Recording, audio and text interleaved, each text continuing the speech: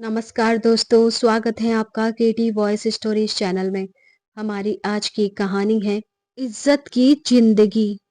साहूकार जी, किसी भी खेत पर अगर कोई काम हो रहा हो तो मुझे भी काम दिलवा दीजिए। बड़ी मुश्किल से गुजारा हो रहा है।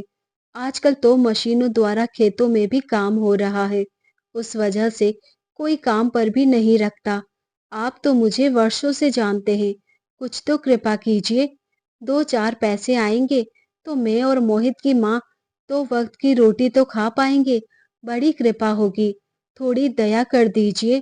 मनोहर बाबू साहूकार के सामने गिड़गिड़ाते हुए काम के लिए भीख मांग रहे थे। साहूकार बोला, मोहन बाबू, आश्चर्य होता है आपको देखकर।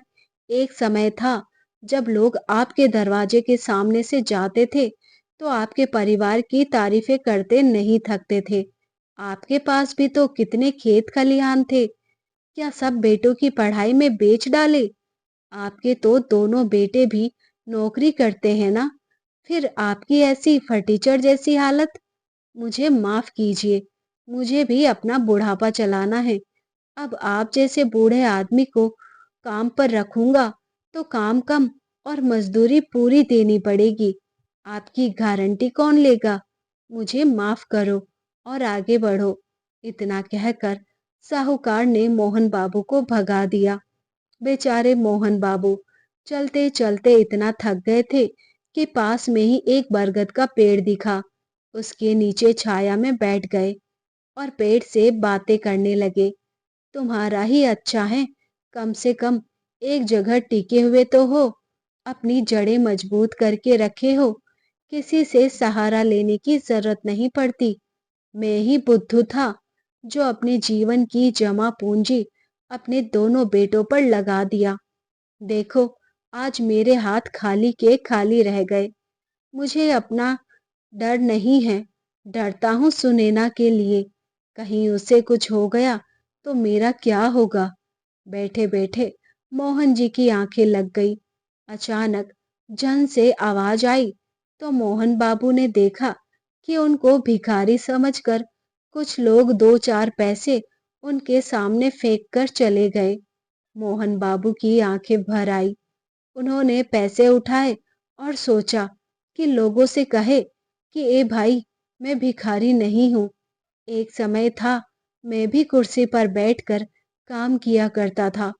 फिर उन्हें सुनैना जी का ख्याल आया और भगवान को याद करके कहने लगे, क्या तुमने मेरे लिए यही सोच कर रखा था कि इज्जत की जिंदगी जीने के बाद जब तुम्हारे द्वार पर आने का समय होगा तो भीख मांगता हुआ जाऊंगा? कहते कहते मोहन बाबू रोने लगे और उन्हीं दो चार पैसों से थोड़ा सा आटा खरीदा और घर की तरफ चले गए। और घर आकर पत्नी को इस विषय में कुछ नहीं कहा। अगले दिन फिर वो चौराहे पर जाकर बैठ गए, ये सोचकर कि कुछ काम मिल जाए। अचानक से उन्होंने देखा कि कुछ मजदूर अपने कंधे पर फावड़ा लिए इकट्ठा होकर खेत की तरफ जा रहे थे। वो भी उनके साथ हो लिए। जब वहां पहुंचे तो ठेकेदार ने कहा, अरे जवानों के बीच में इस बुढ़े का क्या काम? हटाओ इसे, मैं इसकी मजदूरी नहीं दूंगा। मोहन बाबू उसके पैरों में गिर पड़े और बोले, ठेकेदार बाबू, कुछ काम दे दीजिए। एक हफ्ते से भरपेट खाना भी नहीं खाया है। घर में मेरी बीमार बूढ़ी पत्नी है। अपना तो गुजारा किसी तरह भी कर लूंगा, पर उसकी उम्मीद भरी नजरों का सामना नहीं कर पाता हूँ जब खाली हाथ घर लौटता हूँ। ठेकेदार बोला, ठीक है, काम कर लो, लेकिन याद रखो, आधे पैसे दूंगा, क्योंकि तुम इन लोगों की तरह तो मेहनत कर नहीं सकते। अगर मंजूर हैं तो काम करो, वरना दफा हो जाओ। मोहन बाबू ने सोचा, कुछ नहीं से अच्छा थोड़ा ही भला।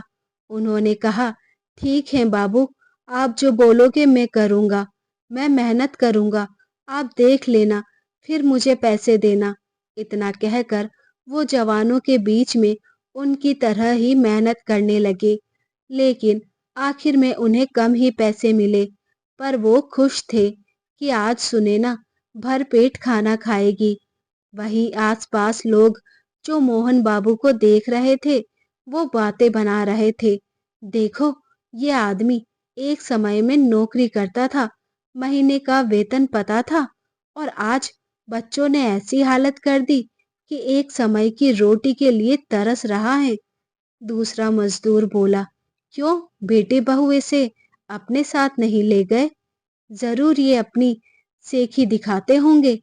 वहीं बैठा दूसरा मजदूर बोला, अरे नहीं नहीं भाई, आजकल के बच्चे माँ बाप को तभी तक पूछते हैं जब तक अपनी जरूरतें ना पूरी हो जाए।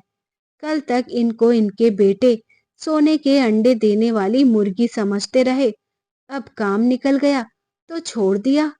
सोचो, उनकी पत्नी दूसरों के घरों में काम करती हैं और दोनों बेटे वहां नौकर चाकर के बीच पसर कर रहते हैं।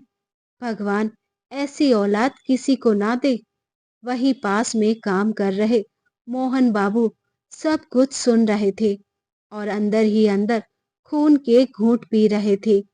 आखिर करते भी क्या, जब अपना ही सिक्का खोटा हो तो लोगों की अपमानजनक बातें तो सुननी ही पड़ेगी। अब ये रोज का ही हो गया था। मोहन बाबू अब दूसरे के खेतों में दिहाड़ी पर काम करने लगे और सुनैना जी के घर में किसी दिन खाने को कुछ रहता और नहीं भी रहता तो आस पड़ोस में काम करके जो मिल जाता उसे बना लेती, और जब वो भी नहीं मिलता तो पड़ोसियों के सामने आंखों में शर्मिंदगी लिए हाथ फैला देती, ताकि थके हारे मोहन जी को कम से कम रोटी नमक तो नसीब हो जाए। कुछ पड़ोसी कभी कभी आटा चावल दे देते और कुछ देने के साथ चार कड़वी बातें भी सुना देते, तो सुनैना जी को बड़ा दुख होता। आज फिर घर में कुछ नहीं था। खाली बर्तनों को देखते हुए उन्होंने सोचा, क्या अपना खून इतना काला हो जाता है? हो सकता है बच्चों को किसी ने बरगला दिया होगा। एक बार मोहित के बाबूजी के आने से पहले उन्हें हमारे होने का एहसास दिलाती हूँ। इतना कहकर उन्होंने अपने आंचल की गांठ खोली तो उसमें से एक चवन्नी मिली। वो लेकर पोस्ट ऑफिस में चली गई और पोस्ट मास्टर से बोली, ए भैया, मेरे बेटे को जरा फोन लगा दो और ये चवन्नी ले लो, बड़ी मेहरबानी होगी।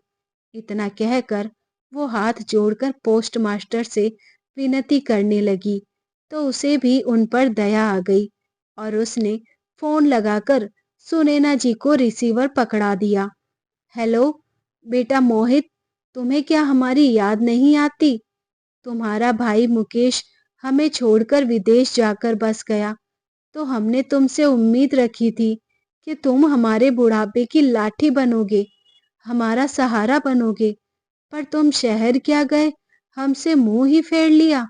मुझे तो हर रात तुम्हारी याद आती है। तुम अपनी माँ के बिना कैसे रह पाते हो? आज तुम्हारे बाबूजी दूसरों के खेतों में काम करके मुश्किल से दो रोटी का जुगाड़ कर पाते हैं और किसी न किसी दिन तो हमें भूखे पेट ही सोना पड़ता है। बेटा, अब तो तुम नौकरी भी करने लगे हो, कुछ तो अपने बूढ़े माँ बाप का ख्याल करो। तुम जानते हो उन्हें पेंशन भी नहीं मिलती है, परंतु अपनी हैसियत से बढ़कर उन्होंने तुम दोनों के लिए किया था। जब शहर में हम रहना चाहते थे तो तुम लोगों ने कहा वहां किराया ज्यादा लगेगा, गांव जाकर रहिए। हमने तुम्हारी बात मान ली, हम लोग गांव आ गए, पर तुमने तो हमारी सुध लेनी ही छोड़ दी। अगर तुम नहीं आ सकते तो हमें ही अपने पास बुला लो, पर ऐसा मत करो बेटा, हम किसके सहारे जिएंगे? सुनैना जी फोन पर अपने बेटे मोहित से विनती करते हुए पिलक पिलक कर रो रही थी। मोहित गुस्से में बोला, माँ, कितनी बार तुमसे कहा है कि दिन में फोन मत किया करो, अभी मैं ऑफिस में हूँ। अगर यही हरकत करती रहोगी तो एक दिन तुम्हारा फोन उठाना ही बंद कर दूंगा और मैं तुम लोगों को साथ नहीं रख सकता। मेरा स्टैंडर्ड अलग है। तुम लोगों को साथ रखूंगा तो लोग मुझ पर हंसेंगे। देखा है बाबूजी को, कैसा काला रंग है उनका। शुक्र मनाओ कि हम दोनों भाइयों का रंग तुम पर गया है, वरना हमें तो लोग अपने साथ बैठने भी नहीं देते। ऐसे बाप को मैं शहर लाकर अपने घर में रखूंगा? ये तुमने सोच भी कैसे लिया? मैंने यहाँ झूठ बोला है सबको कि मेरे पिता लंबे चौड़े देखने में सुंदर कदकाठी के हैं। तुम लोगों को यहाँ लाकर मैं झूठा बन जाऊं क्या? यही चाहती हो? आखिर तुम लोगों ने हमारे लिए किया ही क्या था? अगर मांगना ही है तो भैया से मांगो या जैसे गुजारा करना है करो। और हाँ, जब तक बहुत जरूरी ना हो जाए, मेरा मतलब है बाबूजी या तुम्हारे मरने की नौबत ना आ जाए, तब तक मुझे फोन मत करना। ना मैं आप लोगों को फोन करूंगा। अब रखो फोन। इतना कहकर मोहित ने फोन पटक कर रख दिया। बेचारी सुनैना जी हर रोज एक बार पोस्ट ऑफिस जाती और पोस्ट मास्टर से पूछती, क्या मेरे बेटे ने फोन किया था? जब वो इनकार कर देता तो मुरझाया हुआ चेहरा और मन में उदासी लेकर वो लौट आती थी। आते ही घर में देखा तो ना चावल था ना आटा। उन्हें अपने पति मोहन बाबू का ख्याल आया और वो एक कटोरा लेकर पड़ोस में पहुंच गई। मीरा बहन, ओ मीरा बहन, 2 कटोरी आटा तो दे दो। मेरे घर में आटा खत्म हो गया है। मोहित के बाबूजी खेत से आते होंगे, उन्हें भूख लगी होगी। महीना खत्म होते ही जब उन्हें अनाज मिलेगा, मैं तुम्हारा आटा लौटा दूंगी। और हाँ, आटे के साथ 2-4 चम्मच सरसों का तेल भी दे देना। नमक मिर्च और तेल मिलाकर रोटी में चुपड़ के वो खा लेंगे। मेरा क्या है, मैं तो दूसरों के घरों में काम करती हूँ तो कुछ ना कुछ खाने के लिए मिल जाता है, पर वो कैसे भूखे रहेंगे? सुनैना जी अपनी पड़ोसन से विनती करते हुए कहती हैं। मीरा बहन बोली, क्या सुनैना बहन, हर दूसरे तीसरे दिन तुम कुछ ना कुछ मांगने आ जाती हो। कहने को तुम्हारा बेटा शहर में है और तुम्हारी ये दशा। मुझे याद है बिरजू के बाबूजी मेरे बेटे को कितना सुनाते थे कि देख मुकेश और मोहित को कितना पढ़ाता है, आगे चलकर नौकरी करेगा और मोहन को ठाठ से रखेगा। पर हुआ क्या? तुम्हारा एक बेटा विदेश चला गया और दूसरा तुम्हें देखने नहीं आता और मेरा बिरजू हमारे साथ रहता है। इतना सुनाकर मीरा ने थोड़ा सा आटा और तेल उनकी झोली में डाल दिया और वो अपमानित होकर चेहरे पर झूठी मुस्कुराहट लेकर चली गई। करीब 20-25 दिन बाद शहर से खबर मिली कि मोहित ने अपनी पसंद की लड़की से शादी कर ली थी। मीरा कुछ औरतों के साथ बाजार से लौट रही थी तो उसकी नजर सुनैना जी पर पड़ी। तंज कसते हुए मीरा बहन बोली, सुनैना बहन, पिछले 2 महीने से कभी आटा तो कभी दाल, कभी नमक तो कभी तेल, कुछ ना कुछ मांग के ले जा रही हो, लौटाने का नाम नहीं लेती हो। मैं तो कहती हूँ रोज रोज मांगने से अच्छा है एक कटोरा लेकर चौक पर बैठ जाओ, बिना मांगे ही तुम्हें कुछ ना कुछ लोग दे ही जाएंगे। सभी औरतें हंसने लगी और सुनैना जी की आंखें झरझर बहने लगी। दूसरी औरत बोली, अरे मीरा बहन, छोड़ो इस बेचारी को, क्या ही कहना। ये तो किस्मत की मारी है और अपने दोनों बेटे से ठगी गई है। हाँ, वो बात अलग है कि रोज रोज मांग के खाने से अच्छा है भीख मांगने का ही धंधा शुरू कर दे। एक बेटा विदेश में और दूसरा बेटा वहां शहर में रंगरलिया मना रहा है और माँ बाप यहाँ भीख मांग रहे हैं। जिस उम्र में बेटे बहू का सुख चैन होना चाहिए, वहां अकेली बैठी है और बेटा देखो अपनी पसंद की लड़की से शादी कर लिया है और माँ बाप को पूछने तक नहीं आया है। हे भगवान, इससे अच्छे तो हमारे बच्चे हैं। इतना सुनाकर वो सब वहां से जाने लगी तो मीरा जी धीरे से सुनैना जी को कान में बोली, अगर ये सब अनाज लौटाना पाओ तो मेरे घर भी कल से बर्तन मांजने आ जाना। सुनैना जी रोती हुई उनको देखने लगी। मीरा जी बोली, सुनैना बहन, इतनी हैरानी से मत देखो। अरे, तुम्हारा पति तुम्हें 2 रोटी नहीं खिला सकता तो किस काम का है? और बेटों ने तुम दोनों को छोड़ दिया है। मैं तो कहती हूँ तुम अपने पति को छोड़ो और अपने पेट का इंतजाम करो। अकेली तुम्हें तो घर के काम के लिए कोई भी रख सकता है, कोई न रखे तो मैं रख लूंगी। पर उस बूढ़े आदमी को तो नहीं रख सकती। हाँ सुनैना, सुनैना जी गर्व से बोली, भला है, बुरा है, जैसा भी है, मेरा पति मेरा देवता है, जो मेरे हर सुख दुख में आज तक मेरे साथ रहा। आज अंतिम पथ पर उनका साथ छोड़ दूं? अगर ये आटा और अनाज इतना भारी पड़ रहा है तो वापस ले लीजिए, पर ऐसी बातें मत कीजिए। मीरा मुंह बनाकर वहां से चली गई और सुनैना की आंखों में आंसू लिए वहां से आ गई। सुनैना जी बुझी हुई सूरत और भीगी हुई आंखें देखकर मोहन जी बोले, क्या बात है सुनैना, उदास हो क्या? किसी ने कुछ कह दिया या पड़ोसी से खटपट हो गई? सुनैना जी उदास होकर बोली, अरे नहीं, जब अपना ही सिक्का खोटा हो तो पड़ोसी को क्या दोष दें। जब हमारा बेटा हमसे बिना पूछे शादी कर लिया और दूसरा हमें याद तक नहीं करता तो लोग तो बातें बनाएंगे ही।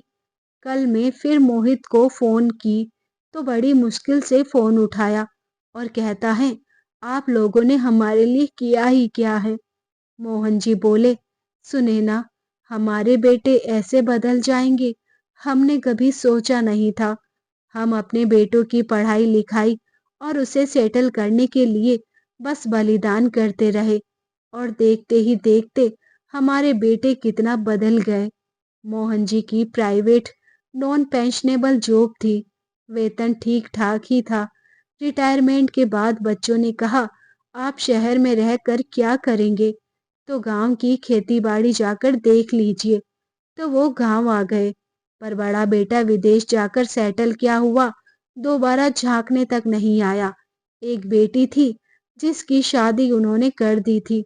बेटी माता पिता पर जान छिड़कती थी, लेकिन वो भी मजबूर थी। उसका भी अपना घर परिवार था और दूसरा अपनी ही मर्जी चलाता था, उल्टा माँ बाप में ही कमियां निकालता था। सुनैना जी रोते हुए बोली, बच्चों के पीछे अपना मकान तक नहीं खरीद पाए, उनकी खुशी के लिए शहर छोड़कर गांव आ गए। अब उनसे ही ताने सुनने को मिलते हैं। मोहन जी बोले, बच्चे बीमार हो जाते हैं तो माँ बाप क्या कुछ नहीं करते, विदेश ले जाकर इलाज करवाते हैं। याद है तुम्हें, मुकेश जब बचपन में बीमार पड़ा था तो गांव की जो 2 बीघा जमीन थी उसे भी हमने बेच दी थी और आज दूसरे के खेतों पर काम करके गुजारा कर रहे हैं। सुनैना जी छत की तरफ देखते हुए आंसू पोंछकर बोली, बदले में हमें क्या मिला? गांव में इस पुराने छोटे से जर्जर मकान के अलावा हमारे पास आज कुछ बचा भी तो नहीं है।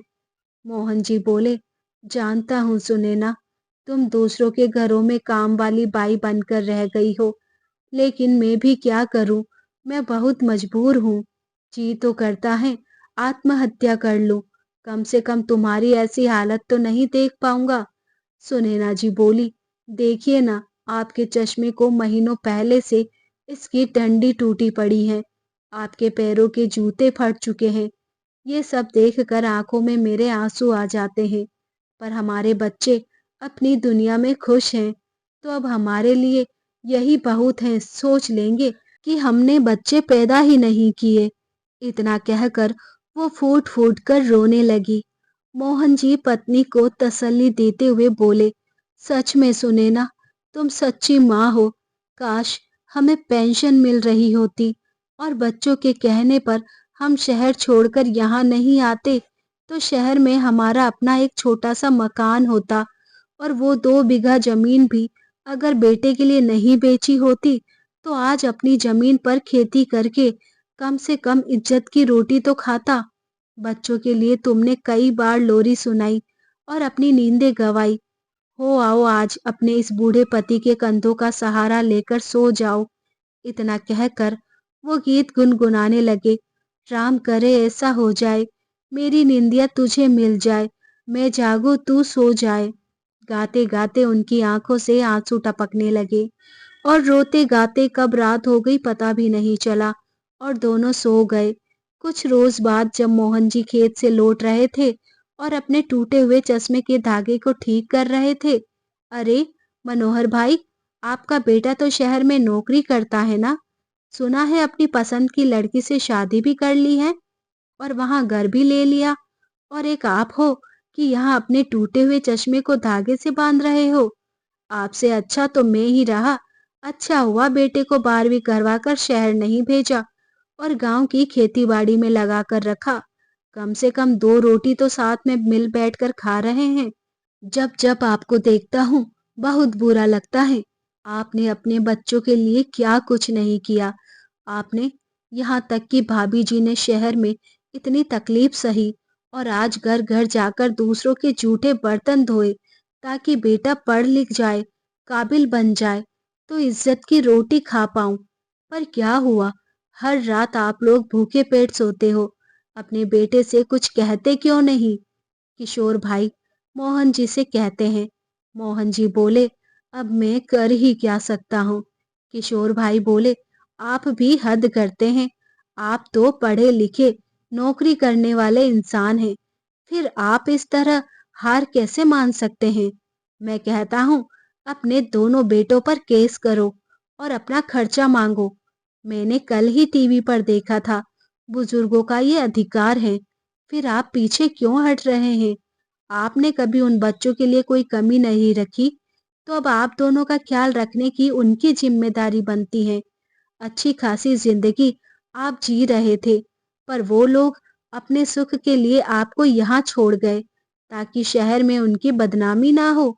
अगर आप हार गए तो सोचो शहर के और बूढ़े माँ बाप क्या करेंगे। बाकी आपकी मर्जी। दोनों बेटे आपके हैं तो आखिरी फैसला भी आपका होना चाहिए। मैं तो एक पड़ोसी और शुभचिंतक होने के नाते बस आपको सुझाव दे सकता हूँ। इतना कहकर किशोर बाबू वहां से चले गए। मोहन जी को लगा, एक साधारण सा किसान इतना साहस रख सकता है, फिर मैं क्यों नहीं। घर गए, पत्नी से राय मशवरा किया और कुछ निश्चय करके अगले ही दिन गमछे में 2 रोटी नमक प्याज बांधकर शहर की तरफ निकल पड़े। शहर में कुछ लोग अभी भी उनके जान पहचान के थे।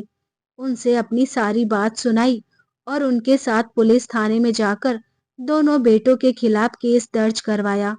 1 हफ्ते बाद जब मोहित को नोटिस मिला तो मोहित ने पोस्ट ऑफिस में फोन करके मोहन बाबू को बुलवाया और कहा, बाबूजी, ये आपने क्या किया? आज तक आपने हमारे लिए किया ही क्या है? जो आप हमसे उम्मीद रखते हैं कि हम आपकी सेवा करेंगे, आपका खर्चा उठाएंगे। मैं कहता हूँ अपना केस वापस लीजिए, वरना आप लोगों के मरने के बाद मैं मुखाग्नि देने भी नहीं आऊंगा। और मैं नहीं आया तो सोचिए भैया क्या आएंगे। मोहन बाबू बोले, आएगा तो तुम्हारा भूत भी। तुम खुद को क्या ही समझते हो? मैं तुम्हारा बाप हूँ। किसने अधिकार दिया कि तुम मुझसे इस तरह से बात करो? मुझे तुमसे कुछ नहीं चाहिए, पर जितना पैसा मैंने तुम पर खर्च किया वो मुझे लौटाओ, वरना सूद समेत तुम दोनों को लौटाना पड़ेगा। और याद रखो, तुम्हारे भाई को भी नोटिस मिल चुका होगा। शराफत से हर महीने हम लोगों का खर्चा दो या फिर कोर्ट में आने के लिए तैयार हो जाओ। जानते हो ना, गरीबी रेखा के नीचे हूँ, तो वकील को भी मुझे पैसे देने की जरूरत नहीं पड़ेगी, समझे? इतना कहकर मोहन बाबू ने फोन रख दिया। दोनों भाई मोहन बाबू और सुनैना जी से बात करने के लिए बार बार फोन करते रहे, पर इस बार मोहन बाबू ने हिम्मत नहीं हारी और वो कोर्ट गए। वहां जाकर जज के सामने और समाज के लोगों के सामने अपनी सारी कहानी सुनाई और कहा, जज साहब, मैं नहीं चाहता कल को मेरे बच्चे जैसे दूसरे बच्चे बने, और जैसी आज मेरी हालत है वैसे ही किसी और माँ बाप की हो। तो मुझे न्याय दीजिए। मुझे इन लोगों से कुछ नहीं चाहिए, पर जितना मैंने इन लोगों पर खर्च किया, कहिए बस मुझे मेरे वो पैसे लौटा दे। मोहन जी का साहस देखकर वहां बैठे अन्य बुजुर्गों ने ताली बजा करके उनका हौसला बढ़ाया। जज ने मोहन बाबू के पक्ष में फैसला सुनाया और दोनों बेटों को कहा, 25-25 लाख तुम दोनों मिलकर मोहन बाबू के बैंक अकाउंट में जमा करो और गांव में एक अच्छा सा 2 कमरे का मकान बनवा कर दो, वरना तुम दोनों को जो सजा होगी। कोर्ट से बाहर निकलने के बाद दोनों बेटे सुनैना जी को पकड़कर बोले, माँ, आप तो समझदार हैं, बाबूजी को समझाइए, ये क्या नाटक लगा के रखा है? हमें जो बचपन में पढ़ाया तो क्या उसका पैसा वसूल करेंगे? छी! सुनैना जी ने चोर का थप्पड़ बेटे को झड़ दिया और बोली, शुक्र मनाओ, मैंने जो तुम्हें पैदा किया, दूध पिलाया, उसका पैसा नहीं मांग रही हूँ, वरना तुम जैसे बच्चों को तो पानी तक नसीब ना हो। अरे, जो अपने माँ बाप को भूखा मरता छोड़ जाए, जिन बेटों को माँ बाप के दर्द का एहसास ना हो, वो बेटे कैसे? हमारे मरने के बाद भी तुम लोग हमें मुखाग्नि मत देना, विनती करती हूँ। चलिए जी, इन लोगों से हमारा कोई नाता नहीं, यहाँ कोई नहीं जो हमारा है। इतना कहकर वो मोहन बाबू का हाथ थामे नए सफर पर चल पड़ी। कोर्ट का ऑर्डर मानने के सिवाय दोनों बेटों के पास कोई चारा नहीं था। अब हर महीने 50,000 रुपए जो बैंक में आए, उससे जो भी इंटरेस्ट आता था, उससे उन दोनों का खर्चा आराम से चल जाता था। वक्त बीता, 2 कमरे का मकान बनवाया। फिर मोहन बाबू ने 2 बीघा जमीन खरीदी। अब अपनी जमीन पर खेती करते और इज्जत की जिंदगी जीते थे। तो दोस्तों, इस कहानी के बारे में आपकी क्या राय है? कमेंट करके ज़रूर बताएं। कहानी पसंद आए तो चैनल को सब्सक्राइब, वीडियो को लाइक करें। फिर मिलते हैं जल्द ही एक नई कहानी के साथ। तब तक आप अपना ख्याल रखें। धन्यवाद।